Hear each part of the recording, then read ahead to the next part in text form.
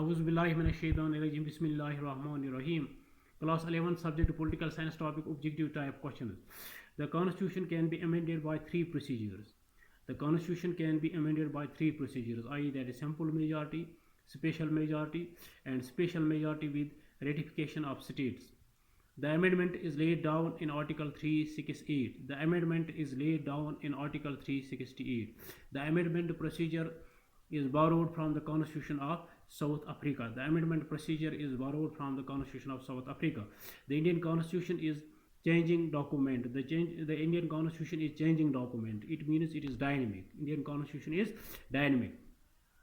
At present, more than 100 amendments have taken place in the Indian Constitution. At present, more than 100 amendments have been taken place in the Indian Constitution. The Indian Constitution is both flexible as well as rigid. The Indian Constitution is both flexible as well as rigid. The Indian Constitution originally have 395 articles, 8 schedules and 22 parts. The Indian Constitution originally have 395 articles, 8 schedules and 22 parts. The Indian Constitution is the longest written constitution in the world. The Indian Constitution is longest written constitution in the world. The Indian Constitution is longest written constitution in the world. The Indian Constitution came into existence on 26 January 1950.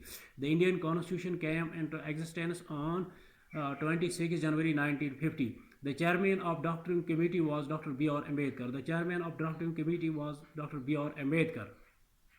Dr. B.R. Ambedkar is well known as the maker of Indian Constitution or architect of Indian Constitution or father of Indian Constitution. Dr. B.R. Ambedkar is well known as the founder of Indian Constitution. Dr. B.R. Ambedkar is well known as the father of Indian Constitution. Fundamental rights are justiciable. Fundamental rights are justiciable. Fundamental rights are justiciable.